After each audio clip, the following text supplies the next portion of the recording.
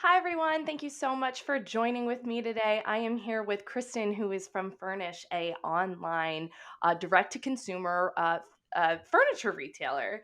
Hi, thank you so much for coming on with me today. Oh my gosh, thanks so much for having me. Yeah, so I'm excited to talk about the direct-to-consumer retail environment because it is such a big impact on the supply chain. And it's been skyrocketed to now major retailers, and everyone is taking on this type of strategy and interaction with consumers. So and you guys are a big part of that. Yeah, absolutely. I mean, it's definitely been an interesting couple of years. Yeah, absolutely. Yeah, I mean, especially in the last 2 years, it's really kind of grown out of control. So what current trends are happening in direct to consumer right now? Yeah, well, let me just tell you a little bit about Furnish because we're slightly different than what you might think. So, our mission is to make it effortless to create your home, with home being like more than just the space and the things in it, but how you feel about it. And a lot of times people were go out and buy furniture or sort of obtain furniture in different ways that don't give them that feeling of home. It's not the pride of your home or the joy or the comfort or the safety. And then the effortless part is the part that is really different for us. So our business model started as a direct to consumer furniture rental. And now we do furniture decor rental, and you can buy from us. You can actually start renting and decide that you want to buy from us. And so that has sort of helped us because it's relevant to how we think about our supply chain, because the cool thing is that we have to buy to support growth and the people that are buying from us, but we also have this sort of circular part of our business where when a customer is moving on from needing the furniture or the decor or whatever it is for whatever it was serving in their life, whether it was a temporary situation, whether it was just like their life is changing, they have new roommates, they have a new partner, they have a new place where this thing doesn't fit in, we can just go and pick it up, bring it back to our facilities. And we've built a kind of subject matter expertise in refurbishing and cleaning furniture so that it gets to be like new again and we can give it another life. So it doesn't end up in a landfill. But over the last couple of years, it's certainly helped us sort of insulate ourselves from some of the supply chain disruptions of getting new products. So since it's relevant, I thought I would just do a little bit about our business model. Yeah, absolutely. Because I think reverse logistics is a huge part of the industry today. And you guys are really taking that by storm. I'm sure that's a huge part of, online business. And you're really taking the bull by the horns with that one. Yeah, it's just part of what we do. And I mean, going back to your question in terms of the trends, there's so much uncertainty, but I think and so that kind of helps us because we're a great option to spend your money wisely and only pay for the time that you really need that thing to be in your home, or well, it fits your purpose. But and things are changing a lot. So obviously, not surprisingly, March, April 2020, we were seeing a skyrocketing demand for home office furniture, which we hadn't really seen before at all. And so, things are changing. How you're using your home is changing. What your needs are, who you're living with, where you're living is changing more rapidly. And this kind of flexibility of our model and what we do really helps to accommodate that. Then I think the other thing that was really happening in terms of trends is because people were staying at home, being at home so much more often, maybe gathering in smaller groups and really valuing that time, there was a lot more investment in people's homes. So early part of the pandemic, we saw people mostly scrambling to outfit a home office or have a really great place for them or their kids to go to school or work or whatever, and really start kind of creating a workspace in their homes. And then as the sort of isolation continued, people were upgrading their beds and their bedrooms and adding things like area rugs and throw pillows and blankets, and like really making their homes much more cozy. And because we weren't going on vacation and we weren't going out to dinner, there was a lot more focus on your own space and how that was being used. So we really saw those trends hitting in terms of our demand and the way that our customers were coming to us and how they were using us. Right, I can imagine. I mean, and it's so exciting to see this happen now. While I know it was because the shift of all of us being at home, during the pandemic, but like I'm getting married in November, and half of my bridesmaids are spread out all over the US. So we're using a direct to consumer, bridal shop for the bridesmaids dresses, and it's so much easier this way because we're not together, but we can still share the experience, and they're still able to try on their dresses and then ship it back if they don't like it.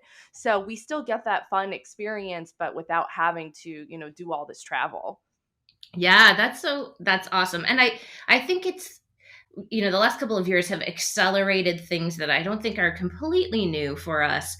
And technology that wasn't completely new. I mean, Zoom would be a good example, right? Like Right. Zoom was out there before, but we weren't all using it. We didn't use it in the ways that we're using it today. And I think some of the, social media live and all of that, like we're just seeing Mhm. people get really creative about how to use technology that was there in new and interesting ways to connect with each other, express what they need to, get things done that they would have done totally differently in the past. So it's pretty exciting to see that.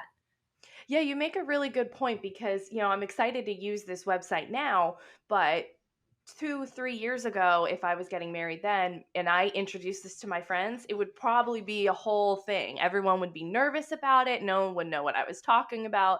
And, I've been working from home for my entire career. And so I'm used to these certain things but I was given a whole new opportunity of resources once the pandemic came because everyone else was working from home Yeah, versus before I had to do things completely differently.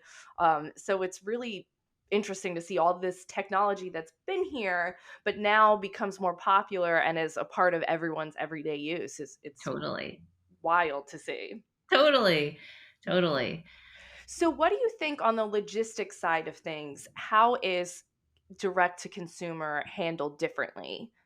Yeah. Well, I mean, there's some, I don't know, maybe surface level things that I would say. One of the first things that really happened for us was all of a sudden we had to be really careful about our employees. And they, especially our delivery and warehousing teams and our refurbishment staffs, there's not a real virtual option for that when you're dealing with physical goods. And so we really had to think about, how do we keep them safe and productive, and still satisfy our customers. And then we really had to think about what the delivery experience was. And we do most of our own deliveries, and it's a very high touch delivery service that we provide. So, we're going into people's homes, we're spending some significant time there, we're asking for feedback from our customers where they want things to be put. So, we're interacting with customers. And that already really requires a whole bunch of trust. But because, there was this additional, health reason why we needed to think about that, it just changed what we were doing. We built no contact delivery, which obviously is something that existed before and was kind of the norm, but it was different and new for us that we didn't really know how to do that or hadn't really contemplated that before. And then, I think when we think about, I mean, you brought up the supply chain. There's so many things that just started happening in terms of materials and supplies and the actual product that we were sourcing, and various raw material shortages and capacity constraints in manufacturers, and then all kinds of shipping delays. And so, for us, what it meant is that we had to build out functionality to be able to have a much better view into our supply chain, what the kind of flow of product was looking like, and be able to translate that into communication with our customers so that we used to just say if we didn't have it in our warehouse we weren't going to offer it to you.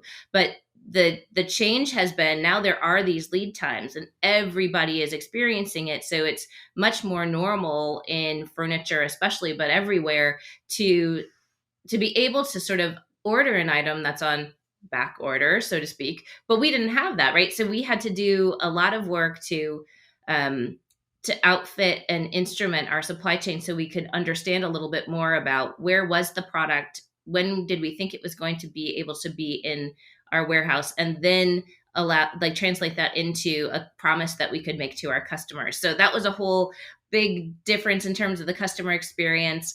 I think what is really great about how we approached it is we were always really operating on more of a just-in-time inventory model, and a lot of people were saying, well, that just doesn't work anymore, like reference the pandemic and all of the supply chain disruptions. But I think for us, it's still how we're operating, but it's forced us to take the conversations we were already having and having to have with our suppliers to understand their value chains and how they do things so that we could give them the information when they needed it, how they needed it to support us. And it forced us to sort of go deeper and deeper with them to plan out further, share updates, and just be very creative and collaborative in how we sort of problem solved any of the sort of supply issues that we might have been having. Do you think, a pandemic aside, that that's really important for you to do things kind of differently and, follow that kind of pathway because of the direct to consumer, or just because you like that way of doing things? I mean, I think that it's absolutely critical. I mean, as a startup, we definitely are very aware of where our cash is going because it's such a constrained resource for us. And so it's always forced us to really think about, how much and what are we buying, because we don't have a lot of extra to be able to hold a lot more or make big mistakes on what we're buying. And so I think that has been that sort of like scarcity. It has like driven us to be very creative and very collaborative. And we've had amazing relationships with all of our vendors, and they've just become big partners to us even early on. So we were sort of committed to that. It just forced us to go further and longer term and deeper with our vendors a little bit faster than we probably would have otherwise. It's maybe a little bit like the technology conversation we were having earlier, where it's like we were kind of already doing it, but we had to do it more and in different ways, and really get creative about different ways we could, you know, solve a temporary issue, or ways that we could find alternative sources or different products that would meet our customers' needs. So we talked about reverse logistics a little bit before, and how, you started out as a rental company, which is, you know, half of the business is reverse logistics. But can you go into a little bit of detail of how that actually works? I mean, it must be so difficult with items so large. It's certainly it's certainly challenging, but I think the the last couple of companies that I've worked with have both had a big play in reverse logistics. And for us, we didn't really think about reverse logistics that much differently than forward logistics. And there's a couple things to that. Like, number one, we were pretty local. So our delivery radius or our service radius in both cases were, a 50-mile radius, a 70-mile radius. And so we really were like focused on a geographic area. So that really helps, because then you can create services that are hypersensitive and service that area. And I think the second thing is that it was just always with us. It wasn't an afterthought. It was like, of course we're going to have to do this.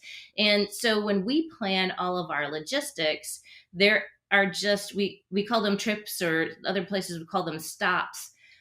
There's lots of stops on there on our routes in throughout the day, and some of them were delivering product and some of them were picking up product, but we're thinking about them all in one route and all in a sort of way of accomplishing a number of different things. And so for us, it's not so incredibly different. I mean, the pickup doesn't involve all of the assembly and the things that we do to place the item, so it's a little bit different in terms of the service on site, but they're each stops for us.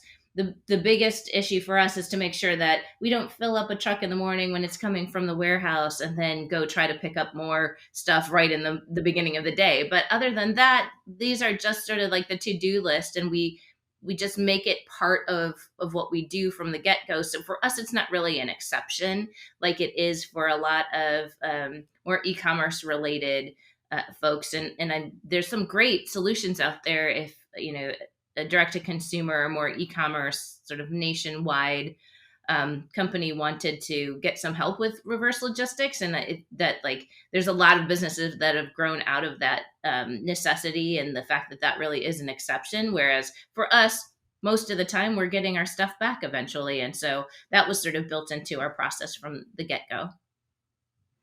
So we're coming up on our time here, but what do you think in terms of direct to consumer as a whole? What do you think the future holds?